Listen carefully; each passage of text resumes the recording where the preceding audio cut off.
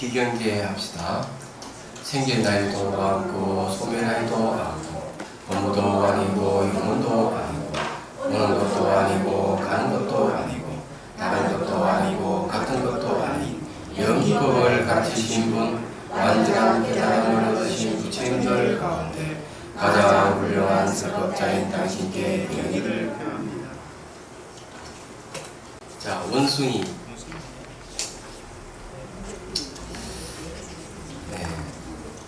존잘 나가셨나요? 당신은 원숭이의 두 가지 지분을 파악해야 한다라고 말했는데 그 파악해야 할 두 가지 지분은 어떤 것입니까? 대왕이여, 예를 들면 원숭이는 그 철을 얻고자 할 때에 고요하며 어느 곳이나 가지가 무성하고 동시에 피는 처가 될 만한 아주 커다란 수목의 그 철을 구하는 것처럼 그와 마찬가지로 요가 수행자는 부끄러워할 줄 알고 온순하며 계행을 지키고 착한 성격을 지으며 전성되어 온 수많은 성전을 듣는 자, 진리의 가르침을 수지하는 자, 사람들의 사랑을 받으며 위엄이 있고 존경을 받으며 걸맞는 말을 하고 나지막하게 말을 하며 사람들을 가르치고 능숙하게 가르치고 가르쳐 보이며 지도하고 격려하고 관여하게 하는 이 같은 선우인 스승에게 머물러야 합니다. 이것이 파악해야 할 원숭이의 첫 번째 지분입니다. 예, 여기 이제 원숭이가 이제 집을 얻고자 할 때는 큰 나무에 이제 얻듯이 수행자는 큰 나무인 스승에게 머물러야 된다, 이렇게 얘기를 합니다. 예, 수행자는 스승이 없으면 진전이 없어요. 그래서 이제 이 얘기를 하고 있는 거죠. 대왕이여, 나아가 또한 원숭이는 나무 위로 올라가서거나 앉으면 혹은 만약 잠들면 그 장소에서 밤을 보내는 것처럼 그와 마찬가지로 요가 수행자 숲을 마주 보아야 하며 숲속에서 서고 돌아다니거나 앉거나 눕거나 잠들어야 하며 그곳에서 네 가지 전주를 닦고 익혀야 합니다. 이것이 파악해야 할 원숭이 두 번째 지분입니다. 네 가지 전주 찾아봤어요? 아니, 3번 보니까 그 본문을 풀이하는 것, 또를 풀이한 것, 이거네. 사신적은 사여의적을 얘기합니다. 사신적, 사여의적. 예, 그게 다 같은 거로 돼 있습니다. 그래요?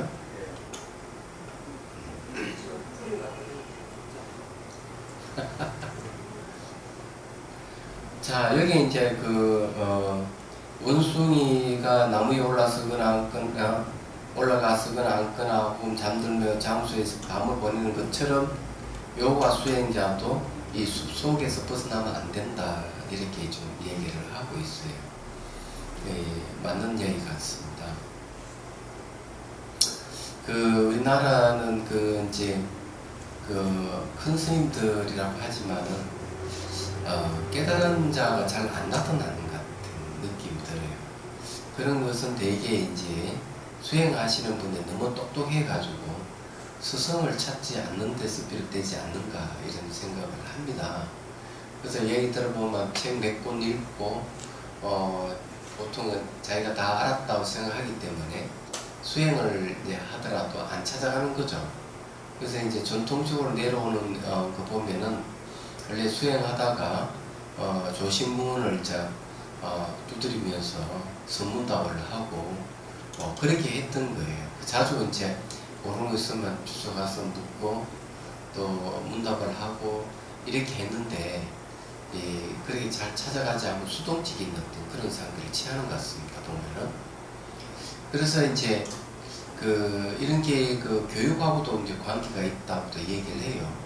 우리나라 교육이 보면은 지금 주입식 교육이잖아요. 그리고 뭐 제자가 뭐 물으면 선생님 그냥 그것도 모르냐, 아니 면박만 주고 깔아뭉개는 그런 일이 있다고 하더라고요. 그러다 보니까 이 학생들은 이 질문하는 습관이 잘 안 들어져 있다는 거죠. 근데 그것이 이 집안의 이 가정 교육하고도 좀 관계가 있는 것 같습니다, 말하자면은. 근데 전반적인 그런 거하고 이제 출가자의 행태가 좀 비슷한 느낌이 들어요, 제가 보기에는. 그래서 제가 이제 강의할 때는, 송강사서 강의할 때는 하긴들 하도 질문을 안 하니까 산통을 만들어 가지고 일단 질문하라고 해서 질문 받고 질문하기 없으면 제가 이제 이렇게 산통을 흔들어 가지고 산태 이름이 이렇게 적혀 있거든요. 그러면 그 스님에게 제가 질문을 했어요. 얘기하자면. 그래서 이제 하루에 3시간씩 이렇게 강의를 하고 있는데 하긴들 스트레스 많이 받죠. 그러면 자기한테 지목되는 걸 두려워하고 그러다 보니까 보통 한 밤 12시까지 그 도서관에서 이제 공부를 하고 그래요. 한 3개월 지나면은 그때서야 이제 아 하면 하듯이 이렇게 반응이 오고 서로 이렇게 그때서야 이제 맞아 들어가기 시작을 합니다.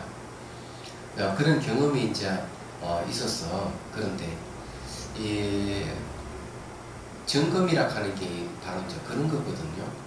남방에 가보면 남방에도 아주 그 점검 시간이 있어서 대중들이 다 모인 자리에서 이제 점검을 또 받고 거기서 이제 간단히 문답도 이루어지고 좀 그렇습니다. 근데 이제 우리 그 한국 불교 선방에는 좀 선문답이 잘 안 이루어지는 것 같은 느낌이 들고요. 소찬 법문도 잘 안 이루어지는 것 같다는 느낌을 받습니다. 사실은. 그러다 보니까 이제 이게 선지식이 안 나오는 느낌도 혼자서 수행하고 혼자서 그냥 판단을 내리고 결론을 내리니까 이 자기가 수행 진지에 얼마큼 돼 있는지를 잘 모르는 것 아니겠나 이런 생각을 해요. 지금 현재 이제 보면은 자비수관 하시는 분 중에서는 이제 대부분 이제 체험한 사람들이 많이 있는데 이제 그 중에서 마음을 대면하고 그 마음을 대상으로 수행해 가는 사람이 몇 명이 있습니다. 그 중에서 그렇게 이제 서울에도 한 분 있고 여기 이제 부산에도 한 명 있죠.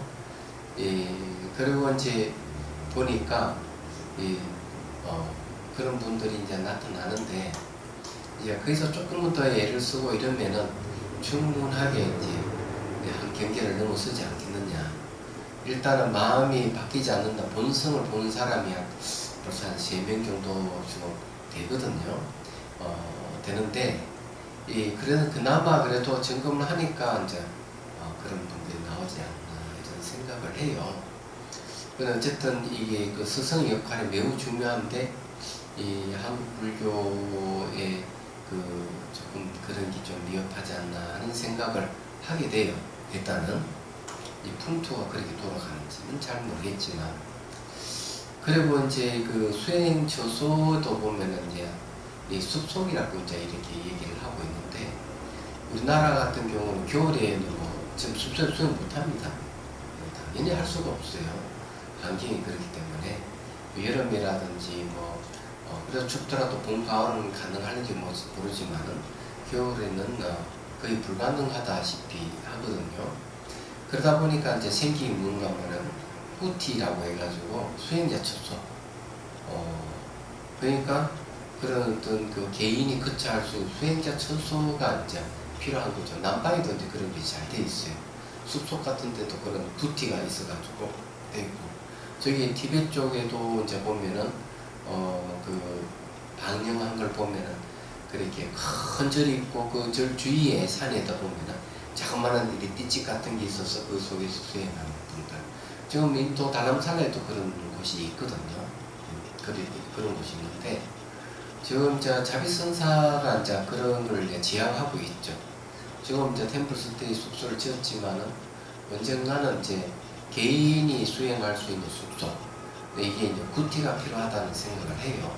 일단 땅은 있기 때문에 언젠가는 이제 여건이 되면은 이제 그런 걸 마련하고 합니다. 그래서 이제 제가 자라고 해가지고 스님들은 이제 수행 못하라 하는 부분은 없으니까 요즘 보면은 또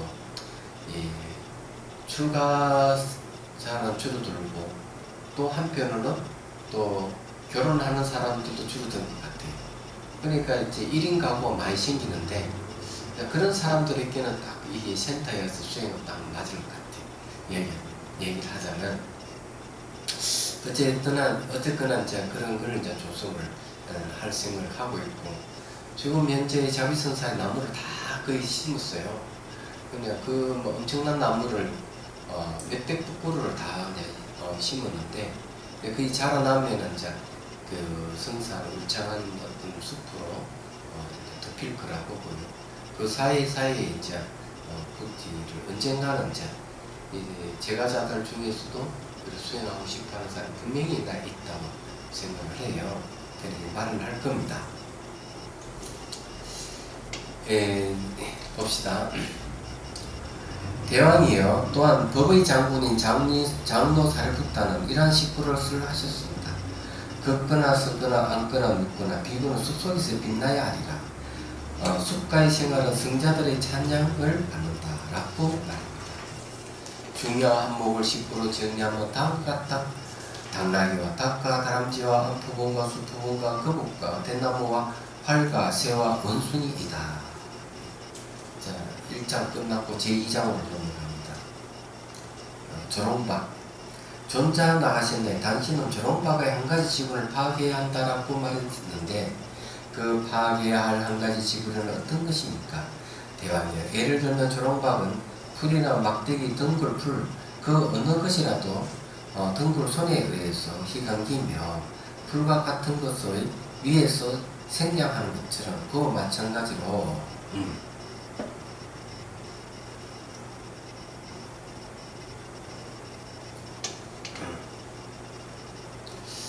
아라한의 지혜까지 더 올라가려고 하는 요가 수행자는 자신의 뜻을 마음 통일의 대상에 의지하고 아라한의 지혜까지 더욱 나아가야 합니다.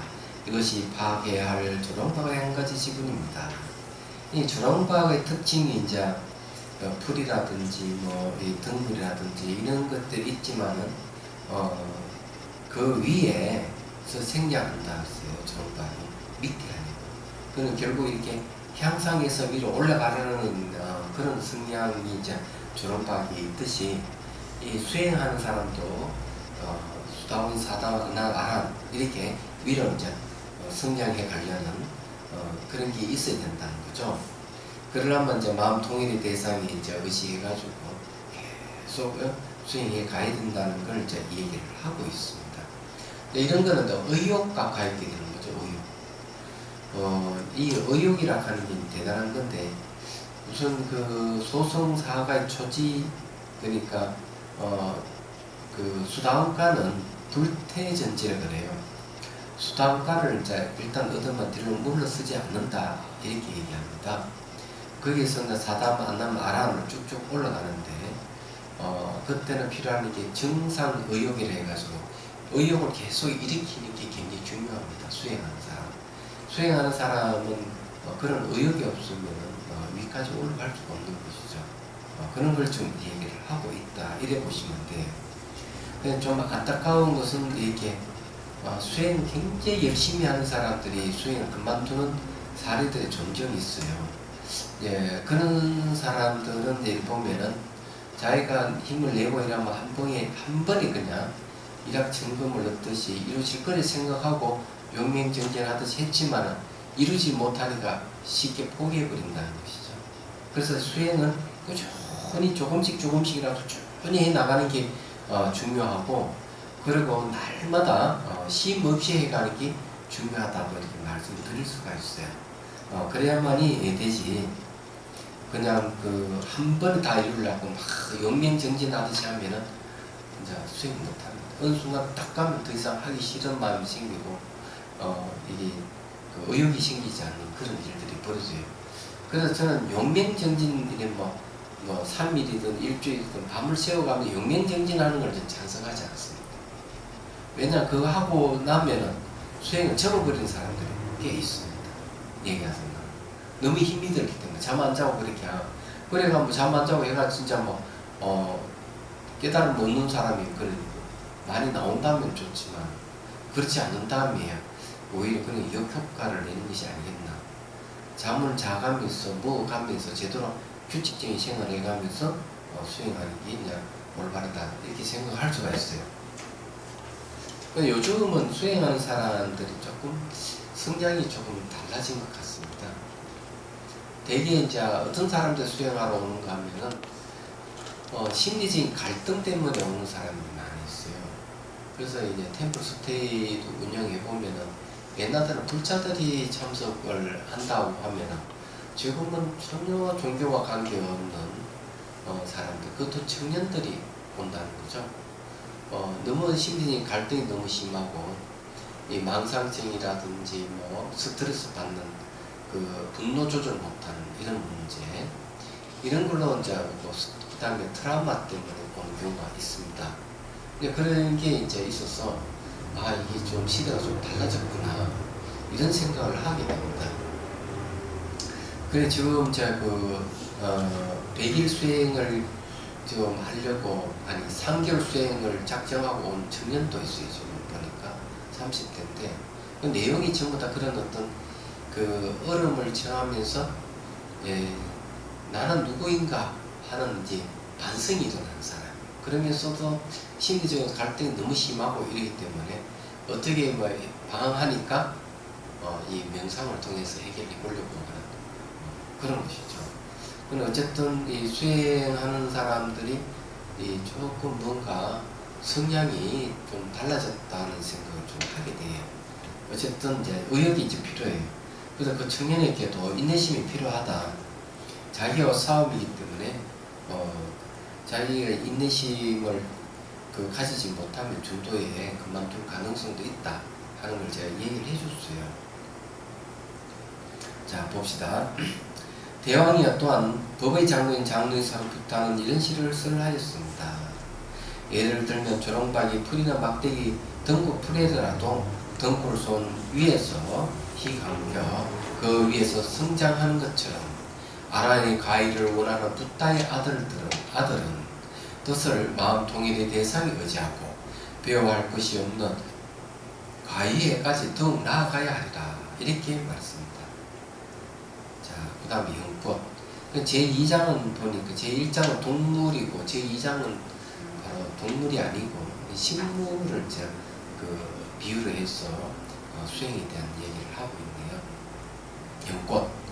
존자 나가셨나요? 당신은 연꽃의 3가지 지분을 파괴해야 한다라고 말했는데 그 파괴해야 할 3가지 지분이란 어떤 것입니까? 대왕이여, 예를 들어 연꽃은 물속에서 나고 물속에서 성장하지만 물에 오염되지 않는 것처럼 그와 마찬가지로 요가 수행자는 그에게 보시하는 집 수행자의 물이 이덕, 명성, 존경, 숭배 그리고 받아서 쓰는 필수품 등 이 모든 것들에 오염되지 않아야 합니다. 이것이 파괴해야 할 연꽃의 첫 번째 지분입니다. 이게 상당히 좋네요.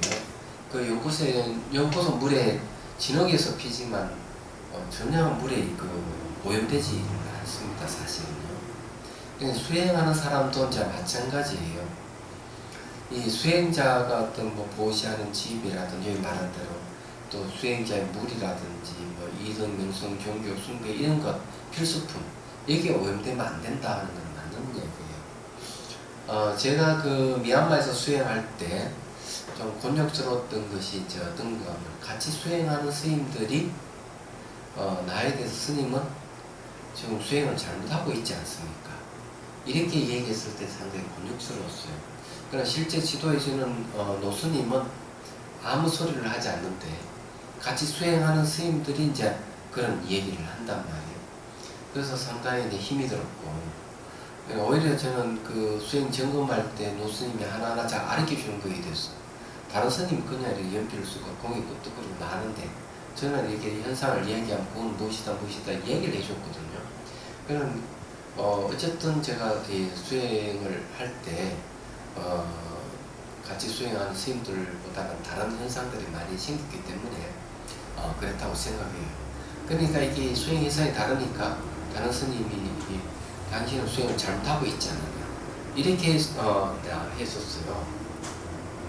그래 조금 뭐랄까 좀 힘이 들었고 이랬는데 어쨌든 그런 게 있고 그 다음에 이제 또 땡기는가 하면은 이 한국 사람들이 모이면 수행은 하지 않고 그 뒷담화를 합니다. 얘기하자면 하면서 어떤 마치 수행과 관계없는 이야기들을 하는 경우가 들어있어요. 그런 것들이 별로 이렇게 눈이 거슬리고 이제 그런 적이 있어요. 이게 수행자의 무리라고 얘기하기 때문에 이런 그 수행자들이 얘기하는 거라든지 이런데 전혀 사실 무리 들지 말아야 돼. 오로지 스승의 가르침에 의지해서 수행하는 게 맞다 그런 거죠. 그런데 이 자비선을 하시는 분들 중에 종종 뭔가 하면은 나에게 와서 물어보지도 않고 저끼리 정보 교환을 해가지고 다 판단을 해버려요. 그러니까 수행 진전이 없는 거죠. 한마디로 얘기하면 수행 진전이 없어요. 맨 도토리 키재기식으로 그 이상의 수준으로 못 가는 거죠. 그냥 점검을 받아야 되는데도 불구하고 이제 그런 거는 마찬가지다라는 겁니다. 그 여기 이제 얘기하는 그런 거죠. 그 다음에 이제 이게 그 명성이라든 존경 이런 데 신경 쓰면은 수행 못해요. 할 수가 없습니다. 얘기하자면. 제가 송강사에서 강사로서 이렇게 있다가 수행하러 이제 남방에서 수행을 했단 말이에요. 그러니까 제가 계속 송강사 시절에 내가 강사였다고 생각하고 그런 생각을 갖고 수행에 임한다면 수행이 안 되는 거죠. 얘기하자면. 그래서 여기서 말하는 명성이라든지 이득이라든지 존경이라든지 이걸 갖고 우리가 그 수행을 한다면은 오히려 그것이 장애가 돼서 수행 진전이 없다는 걸 지금 얘기를 하는 거죠. 그래서 수행할 때는 마치 연꽃이 연못의 물에 오염되지 않듯이 그렇게 수행을 해야 된다 하는 건 아주 중요한 이야기입니다. 아주 멋있다고 저는 그런 생각을 해요. 이 필수품 같은 것도 이 신경 쓰는 사람들이 많이 있거든요. 그래서 이 수행하는 데서 이 필수품에 대해서도 자기 꼭 필요한 거 아니면은 샀을 필요는 없는 거거든요. 그래서 제가 남방에서 수행할 때 그 카피아라고 해가지고 꼭 이 수행하는 스님들을 시공하는 그사님들이 계세요. 그러면 뭐가 이제 필요하면 그 그사님한테 얘기하면 돈을 주고 지불하면은 그분이 가서 이제 장을 봐온다든지 신필품을 가져오는 경우가 있고 또 그렇지 않으면 그쪽 신도들 신필품을 이렇게 보시하는 경우도 있고 그런 거예요. 근데 제가 거기서 이제 봤을 때 가사가 이제 아주 좋은 가사가 몇 분 왔을 때 보니까 그것을 전체가 모여가지고 가사를 원하는 사람이 이렇게 줍디다. 좋은 가사도 이제 보면은 제일 위에 있는 어른 스님부터 이 가사를 원하는지를 물어보고 차례대로 쭉 내려가서 가사를 원하는 분들에 보고 그것을 이렇게 나눠주는 그런 게 있더라고요. 그런데 그 중에 보면은 자기가 불편하다고 생각되면 아무리 좋은 가사라도 안 봐도 받지를 않는다는 뜻이에요. 얘기하자면. 그런 게 이게 필수품하고도 관련되는 것인데 어쨌든 그런 정신이 좀 필요하죠. 자, 그 다음 봅시다. 대왕의 나아가 또한 연꽃은 수면에서 나와서 서는 것처럼 그와 마찬가지 요가 수행자는 모든 세계의 물질을 이기며 초월에 나와서 출세간의 사항에서 알립해야 합니다. 이것이 파악해야 할 연꽃의 두 번째 지분입니다. 이 말이 맞는 것이 지금 연꽃잎이 있지 않습니까? 지금 현재 연꽃잎이 막 착착 물리에 올라오기 시작하고 있어요. 그냥 한 이만큼 좀 올라왔습니다. 올라왔는데 그 연꽃잎이 올라오면 연꽃은 더 위로 또 올라가요. 연꽃보다 더 높이. 그래서 지금 이걸 이 얘기를 수면에 나와 딱 이렇게 서는 것처럼 이렇게 얘기하는데 마찬가지예요. 요가 수행자도 이제 사실은 세간에서 초월해가지고 출세간으로 들어가야 된다는 걸 여기서 얘기를 하고 있습니다. 그 연꽃을 비유로 들어 참 멋있게 표현하고 있다는 생각이 들어요. 이런 거 보면요, 이제 수행하러 온 청년 이야기가 그런 얘기, 아침에 차를 한잔 마시면서 하는 얘기가 자기가 영업 사원으로 들어가가지고 물건을 파는 영업 사원으로서 자기 회사에 다녔대요. 저는 자기 미국에 있을 때 이제 얘기를 하는데 스님에게 빛을 머리 빗는 빛을 팔아라고 얘기를 한답니다. 근데 거기서 아주 주의할 거는 뭔가 하면은 제발 하나만이라 사주십시오는 하지 말아라 이렇게 얘기한대요. 그러면은 안 된다고 주의를 하게 시키는데 세 사람에게 딱 보냈는데 첫 번째 사람은 그냥 빛 하나만 팔았대. 두 번째 사람은 100개를 팔고 세 번째 사람은 10,000개를 파는 거예요. 근데 이게 어떻게 해서 그렇게 됐느냐 이기죠. 이제 그걸 설명하는데 재미있더라고요. 이거 좀 관계가 있어서 좀 하는 이야기예요. 그냥 그 스님한테 스님에게 무슨 빚이 필요합니까? 머리 다 깎았는데 안 그래요? 그래 하나만 판 사는 제발 하나만 사달라 했기 때문에 하나밖에 못 판 거고 두 번째 사람은 이렇게 얘기했대. 이 머리카락에서 이게 머리를 빗지는 못하지만 이 빗으로 머리를 쓱쓱 문지르면 시원해지고 이 가려움을 좀 없애주고 얼마나 좋습니까? 그러니까 100개를 팔았다. 세 번째 사람은 10,000개를 어떻게 팔았냐면 선생님 이걸 신도들에게 선물하면 얼마나 좋습니까? 파는 상술이 좀 다르잖아요. 신도들에게 팔면 얼마나 좋습니까? 이게 파는 게 아니라 하나 주면 얼마나 좋습니까? 10,000개를 팔았다는 거지. 근데 여기 이제 차이가 하나를 사달라고 하는 사람은 1개밖에 못 판 거고 두 번째 사람은 이 비트의 효능을 이야기하면서 스님을 대상으로 했다는 거죠. 스님을 대상으로. 세 번째는 스님과 관계되는 신도를 대상으로 해서 스님을 공략했기 때문에 10,000개를 팔았다는 거예요. 이 사람 이야기는 그 얘기예요. 그럼 여기에서도 연꽃을 얘기하면서 만일에 얘기하면 그렇게 얘기를 해봅시다. 요가 수행자는 뭐 보시하는 짐이라든지 수행자의 물이라든지 명성이 이런 데 물들면 안 된다.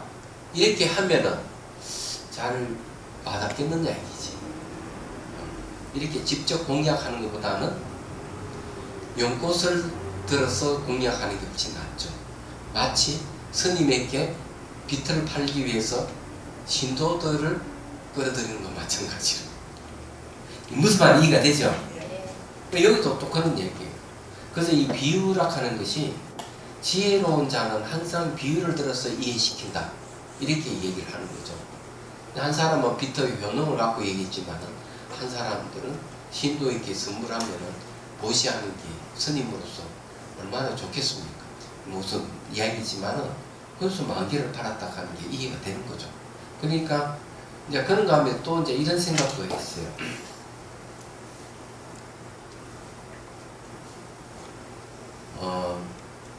혹시 이제 이게 앞에서 한번 얘기를 한 건데, 이 지팡이를 딱 짚으면, 예를 들어 이걸 이렇게 딱 짚으면은 감각이 여기 오는 게 아니고 감각이 밑에 옵니다. 그렇죠? 이런 현상이 왜 생기느냐 하는 거예요. 이게 이제 사람은 도구를 사용하면은 마음의 크기가 달라진다는 얘기예요. 이게 자동차 운전을 하잖아요. 그러면 소형차를 몰 때하고 중형차를 몰 때하고 다릅니다. 마음의 크기가 달라지죠. 그러면 자동차가 뭐가 됩니까? 도구가 되는 거예요. 얘기하자면. 그래서 이 도구라 하는 게 마음을 크게 이렇게 확장시킬 수 있는 그런 것이죠. 얘기하자면. 그래서 이제 내과학에서 이제 어떤 실험을 했는가 하면 이런 실험을 했어요. 그 손을 자 2개를 만든 거예요. 가죽으로. 그래서 책상 위에 올려놨어요. 올려놓고 실제 손은 뒤에 밑으로 숨기는 거죠. 예. 다른 사람이 와가지고 그 손등을 이렇게 막 이렇게 쓰다듬고 이렇게 간지럽고 이렇게 한 거예요. 근데 어떤 현상이 생겼냐. 다른 사람이 막 그랬는데 실제로 이렇게 팔 밑에 이렇게 숨겨놓은 손등에 막 그런 반응이 크거든요. 얘기하죠. 희한한 일이죠. 그래서 이게 준에 이렇게 떨어져 있고 붙어 있는 것도 아닌데 그런 현상이 생기는 거죠. 마음이라 하는 것이 굉장히 신비한 것이 마음은 어디 안 가는 데 없는 거예요. 말하죠. 특히 의식이 그렇거든요. 그리고 또 어떤 걸 이제 얘기를 하고 있는가 하면 이 장님께 이렇게 사물을 볼 수 있도록 하는 장치를 만들어요. 카메라를 딱 만들어가지고 머리 위에 딱 올리고 그걸 어디에 꽂는가 하면 피부에 딱 이렇게 꽂아가지고 피부에 진동을 일으키는 한 2시간 연습을 했는데 이 장님이 그 카메라를 통해 사물을 보고 인식을 하는. 그래서 이 사람 이야기는 뭘 얘기하고 있는가 하면 시각 피질이 죽음을 해서 사물을 못 보는데 이 촉각 피질이 시각 피질로 이렇게 전환됐다는, 이게 감각치환이라고 말했습니다. 얘기하죠. 근데 이게 이제 여기서 주목할 것은 도구예요. 도구. 제가 말하고 싶은 건 도구입니다.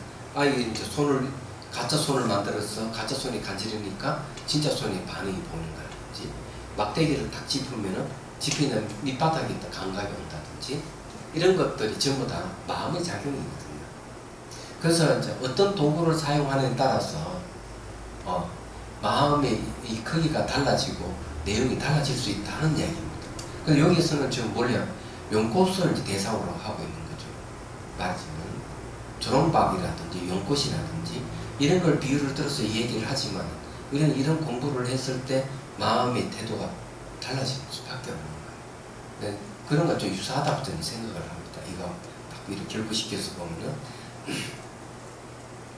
자, 대왕이 나아가 또한 연꽃은 미풍에 의해서도 흔들리는 것처럼 그와 마찬가지 요가 수행자는 사소한 번뇌에서도 자신을 제어해야 하며 사소한 죄나 허물에서도 두려움을 보고 알림해야 합니다. 이것이 파악해야 할 연꽃의 세 번째 지분입니다. 연꽃은 이렇게 약해가지고 조그만 바람이 불어도 흔들립니다. 마찬가지로 이 수행자는 이 조그만 번뇌라든 사소한 번뇌라든 사소한 죄나 허물에도 사실은 흔들린다는 거죠. 이런 두려움을 잘 알고 그걸 잘 파악을 해야 된다. 좀 이렇게 이제 얘기를 하고 있습니다. 이거는 아주 중요한 이야기인데 사람들이 이런 거에 둔감한 사람이 있습니다. 둔감한 사람이 있기 때문에 계율을 잘 안 지켜요. 얘기하자면 계율을 잘 안 지키게 된 문제. 별거 아닌데 이건 뭐 남들도 하는데 이렇게 하면서 계율을 파하는 경우가 있어요. 그런데 그런 것이 있게 되면 수행 진전이 없는 겁니다. 조그만 일이라도 이것이 잘못이라고 하는 거, 이런 게 잘 파악이 되는 사람은 깊게 이제 갈 수가 있는 것이죠. 얘기하자면. 그래서 여기 사소한 번뇌, 사소한 죄나 허물 이런 게 대해서도 항상 두려움을 보고 거기에 대해서 이 샤프트를 잘해서 흔들지 말아야 된다. 그걸 좀 얘기를 하고 있는 거죠. 대왕이야 또한 신들 중에 신이신 세종대사는 이렇게 해설하셨습니다. 사소한 허물에도 두려움을 보고 배워야 할 일들을 수제하고 학습하라. 이렇게 말입니다. 자, 씨앗에 대한 공부를 좀 해보죠. 존자 나가셨나요? 당신은 씨앗의 2가지 지분을 파악해야 한다라고 말했는데 그 파악해야 할 2가지 지분은 어떤 것입니까? 대왕이 예를 들면 씨앗은 아무리 적더라도 기름진 밭에 뿌려지고 신이 적당하게 비를 내려준다면 열매를 풍요롭게 맺는 것처럼 그와 마찬가지 요가 수행자는 실천한 계행이 모든 도인의 과일을 불러올 수 있도록 이렇게 올바르게 실천해야 합니다. 이것이 파악해야 할 씨앗의 첫 번째 지분입니다. 자, 여기에서의 씨앗은 뭐에 비유되는가 하면 계행이 바로 씨앗에 비유되는 거죠. 수행하는 사람들이 계행이 바로 있을 때, 도덕성을 잘 갖추고 있을 때 바로 깨달음을 얻을 수 있다 하는 것을 분명하게 이제 얘기를 하고 있습니다.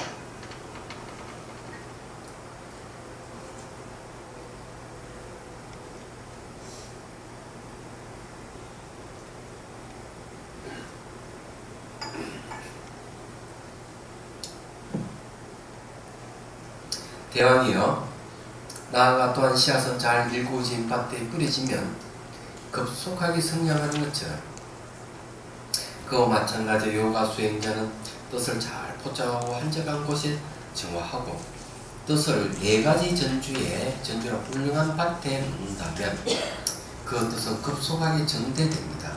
이것이 파악해야 할 씨앗의 2번째 지분입니다. 자, 여기서 이제 중요한 이야기는요. 씨앗이라고 하는 것이 이제 이 밭에 탁 뿌리면 성장한다는 거죠. 그러면 이때 씨앗은 뭘 얘기하느냐 하면 바로 뜻을 얘기합니다. 뜻. 예, 요가 수행자는 뜻을 잘 포착하고 한적한 곳에 정하고 뜻을 4가지 전주에 전주를 훌륭한 밭에 놓는다면 이렇게 했는데 뜻이라고 하는 게 굉장히 중요한 이야기예요.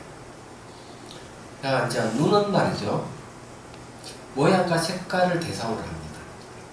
귀는 소리를 대상으로 하고 코는 냄새를 대상으로 해요. 혀는 맛을 대상으로 합니다. 피부는 감촉을 대상으로 하죠. 그래서 우리는 눈은 뜻을 대상으로 할 수가 없어요.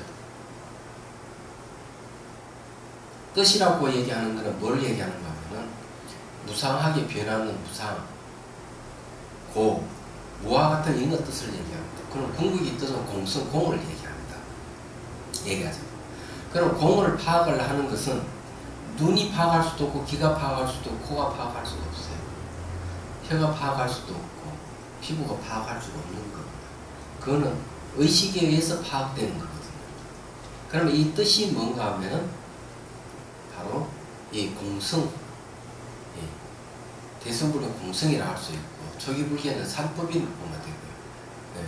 또는 궁극교는 열반을 보면 됩니다. 그걸 뜻이라고 하는 겁니다. 그 뜻은 의식의 영역에 속한다. 근데 의근의 영역이죠. 의근의 영역에 속하기 때문에 의식이 뜻을 파악할 수가 있다 하는 얘기. 뜻은 모양을 있는 것도 아니고 색깔이 있는 것도 아니에요. 크기가 있는 건 절대 아닙니다.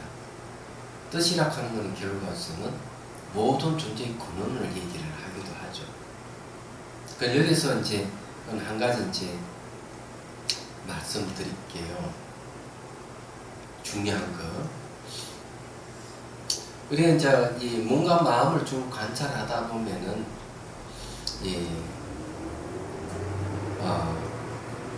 무상하게 변한다고는 알아요.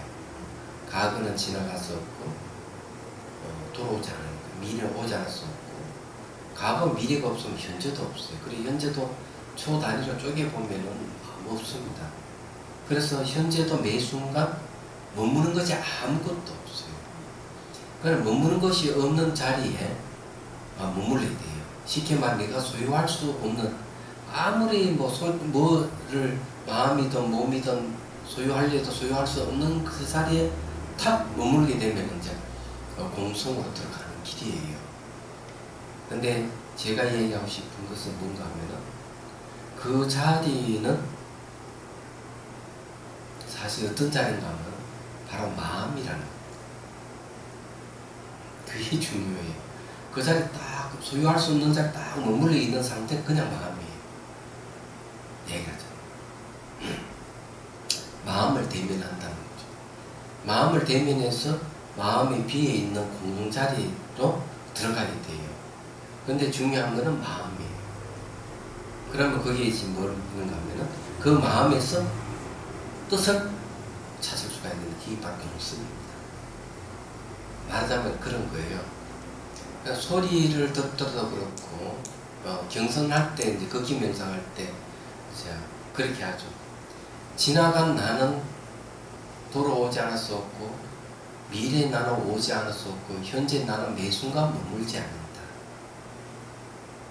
걸어가면서 그럼 현재 이 순간에 늘 머물지 않는 이 자리에 늘 깨 있어야 된다. 이렇게 얘기해요.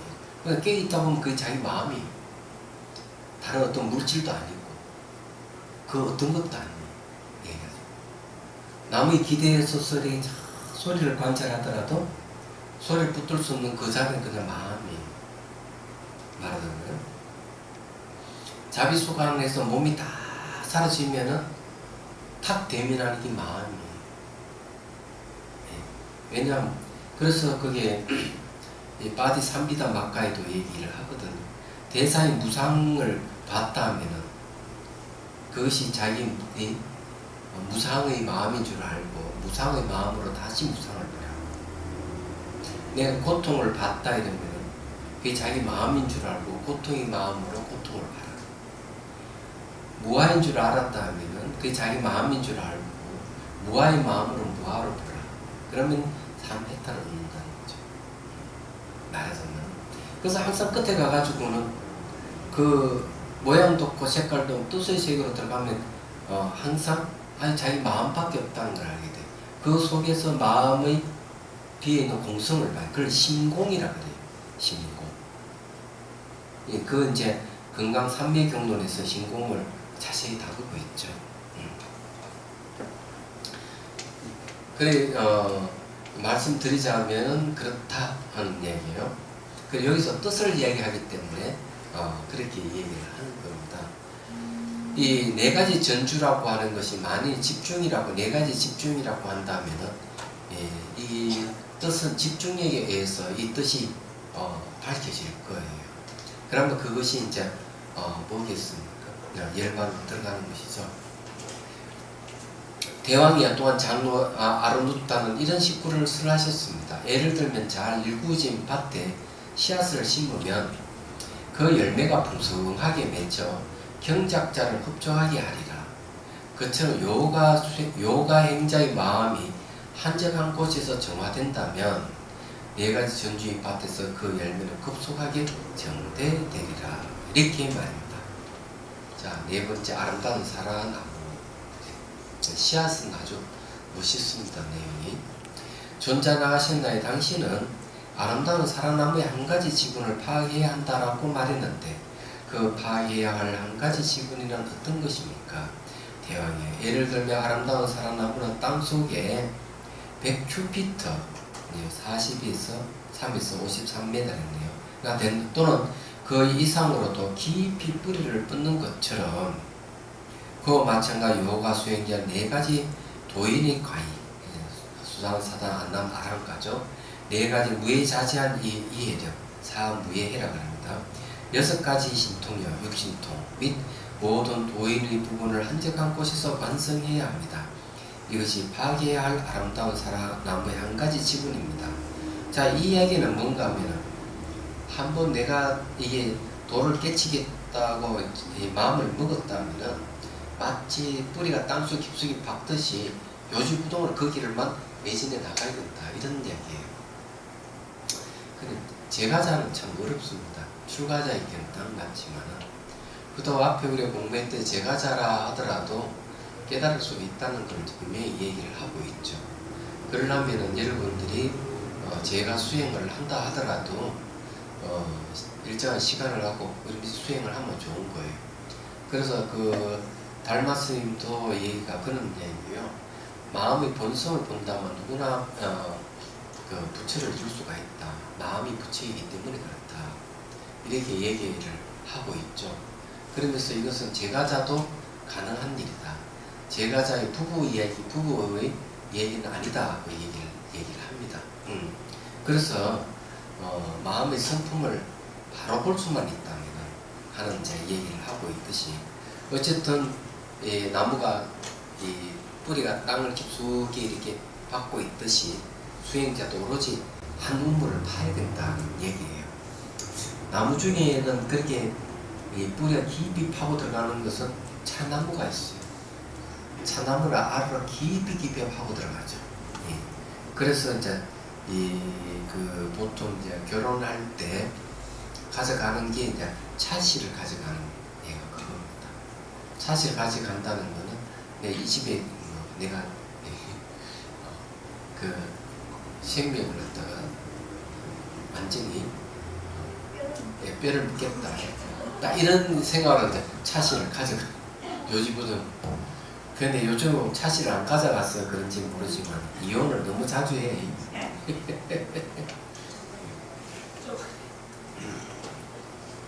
자, 그 다음에 대왕이야 또한 장로 라오라는 이런 식구를 설하였습니다. 아름다운 사랑나무라 불리는 식물은 땅속에서 100큐피트나 깊이 뿌리를 뻗는다.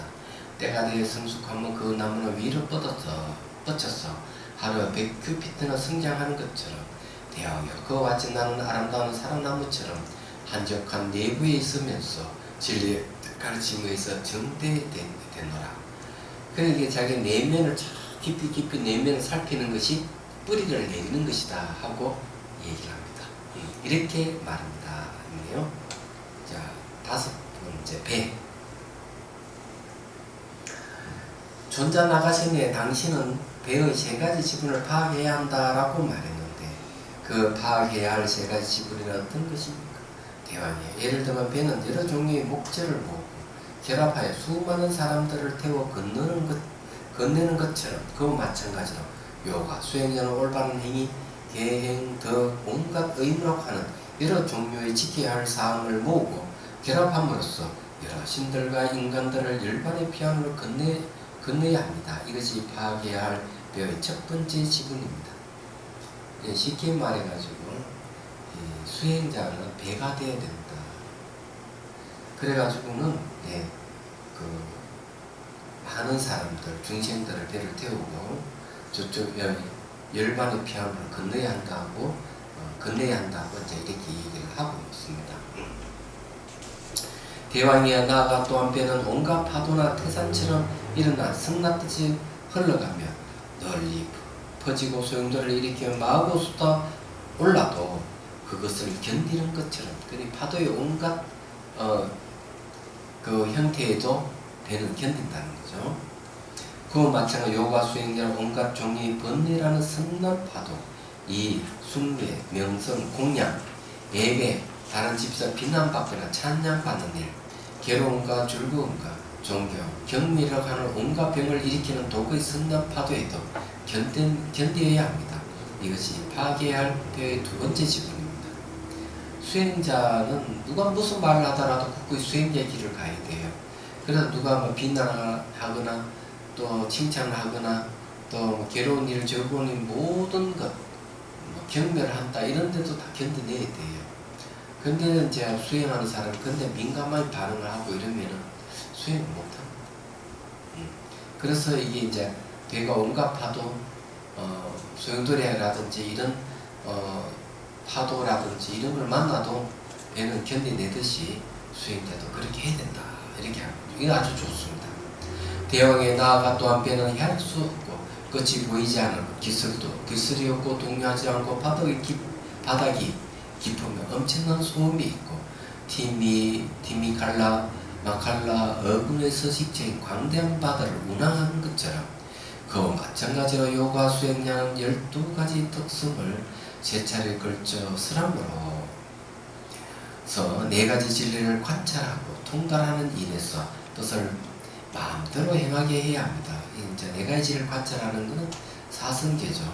사성계를 이제 4가지 12가지 특성으로 이제 관찰한다는 얘기입니다. 반대는 12가지 특성을 세 차례에 걸쳐서 4가지 진리를 관찰 통달해야 된다 이렇게 있네요. 이것이 파악해야 할 세 번째 지분입니다. 그렇죠. 이게 이제 배락하는 것은 끝이 없는 거. 온갖 바다 속에 있는 온갖 그 어족들도 있고 있지 않습니까? 그는 이는 강활한 바다를 운에 가듯이 이 사성제를 제대로 잘 관찰해야 된다. 이렇게 이제 얘기를 하고 있습니다. 대왕이여 또한 신들 중에 신이신 세종께서 훌륭한 상륙단 니까야의 진리의 상응에서 이렇게 설하셨습니다. 비구들이 너희들이 성찰할 때 이것은 괴로움이다라고 성찰하라. 이것은 괴로움의 원인이다라고 성찰하라. 이것은 괴로움의 지멸이라고 성찰하라. 이것은 괴로움의 지멸이 이르는 길이다라고 성찰하라. 이렇게 말입니다. 이게 이제 그 고통의 바다 고해를 건너는 데 있어 가지고 이 운항을 하려고 하면은 고지멸도 사성제를 통찰해야 된다 하는 걸 이제 얘기를 하고 있습니다. 대단한 일이네요. 자, 이제 닻에 대한 공부를 해보자. 존자 나가셨네. 당신은 닷의 2가지 지분을 파악해야 한다고 말했는데 그 파악해야 할 2가지 지분은 어떤 것입니까? 대왕의 예를 들면 닷은 수면에 수많은 파도가 소용돌이 치고 미친 듯이 솟아오르며 격동하는 거대한 바다에서 배를 고정시키고 안정시켜서 배가 방향을 잃고 사방팔방 헤매고 다니지 않게 하는 것처럼 그렇죠. 이게 닷이 중요한 거는 닷을 던져가지고 배가 오정시지 못하게 딱 묶어야 되기 때문에 이런 얘기를 하는 거죠. 그와 마찬가지로 요가 수행이나 탐욕과 성능과 미망의 파도나 성찰장의 강대한 충격에서 마음을 고정시켜야 하며 사방팔방으로 마음이 방향을 잃고 헤매가 다니지 않게 해야 합니다. 이것이 파괴해야 할 닷의 첫 번째 지분입니다. 그렇죠. 이 탐진치라든지 성찰 작용에 의해서 충격이 온다든지 이런 데서도 마음을 이 방향을 잃지 않고 굳건하게 닷을 내려가지고 딱 붙들어야 된다 이렇게 얘기합니다. 대왕에 나아가 또한 다시 뜨지 않고 가라앉으며 백규피트의 물속에도 배를 고정시켜 안정시킴처럼 그 마찬가지로 요가 수행자는 이덕과 명성, 존경과 숭배, 예배와 공양, 존중 또한 최고의 이덕과 최고의 명성에도 마음이 떠다녀서는 안 되며 오직 몸을 보존하고 유지할 정도로만 마음을 안정시켜야 합니다. 이것이 파괴해야 할 다소의 두 번째 시군입니다. 대왕이 또한 법의 장군인 장로사리부타는 이런 식구를 하셨습니다. 예를 들면 다시 바닷속에서 떠다니지 않고 가라앉듯이 그처럼 수행자는 이들이나 존속을 받을 때에도 떠다니서는 안 되며 가라앉아야 한다. 이렇게 말합니다. 그래 보니까 이런데 별로 관심이 없는 분은 정화 스님이 그런 것 같아요. 정화 스님 수행을 하는 수행자로서 그 면모를 그대로 갖추고 있는 오랫동안 선방도 다녔고 그러시는데 별로 명예라든지 이익이 되는 일은 전혀 낯서질 않습니다. 그리고 어떨 때는 상대가 물어보지 않으면 전혀 일절 말을 하지 않고 침묵을 지키는 그런 정도. 당신을 내세운 일도 한 번도 없고 그래서 한 번은 그런 일이 있었죠. 이 정강을 받는데 이제 원순 스님이 이제 정강을 이제 받는데 축하하러 정화 스님이 왔어. 근데 딱 붙들려가지고 이왕 왔으니까 정화 스님도 정강을 받으시오. 이래서 이제 송강사 주지신 방장 스님이 붙들어 앉혀놓고 억지로 정강을 받게 했습니다. 마지 못해서 하긴 했지만은 정화 스님 그런데 전혀 관심이 없는 분이에요. 얘기하죠. 그러니까 아주 곤란한 표정. 당신은 그런 실력을 다 갖추고 있으면서도 근데 전혀 욕심이 없는 그런 남들이 인정을 해주는 거죠. 실력자라고. 그러니까 정강을 받으시라고.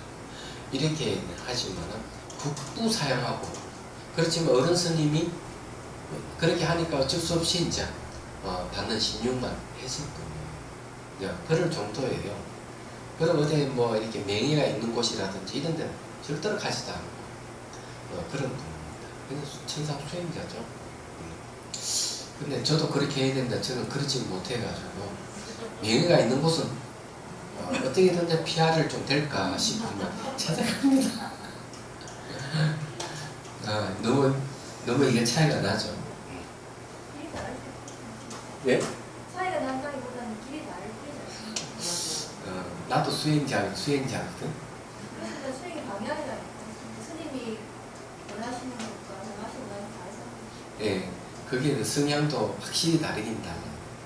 성향이 다르고 한데 제가 원하는 거는 이제 자비선사에서 제가자 수행자들이 언제든지 와서 수행할 수 있는 그런 공간을 만드는 게 이제 중요하다는 거죠. 그래서 지금부터 제가 하고 있는 게 뭔가 하면은 용상방을 짠다든지 포사를 한다든지 미리 이제 그런 걸 하는 이유가 그런 거예요.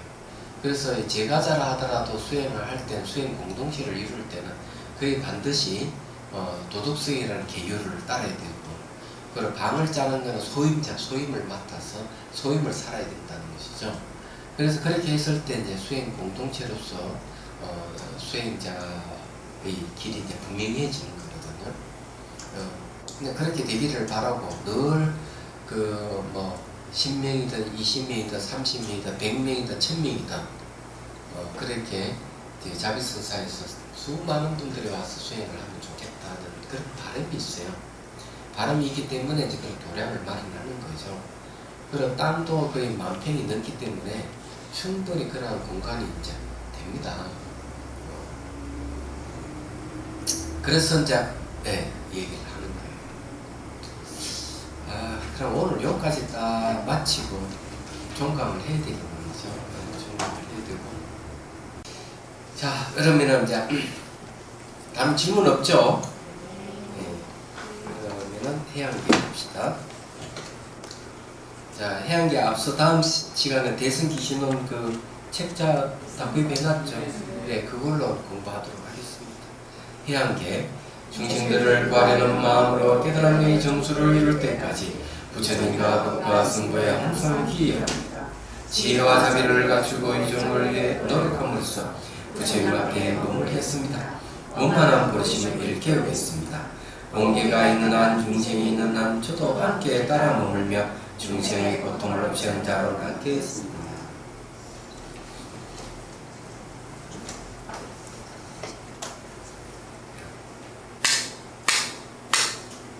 수고하셨습니다. 아이고 참 섭섭한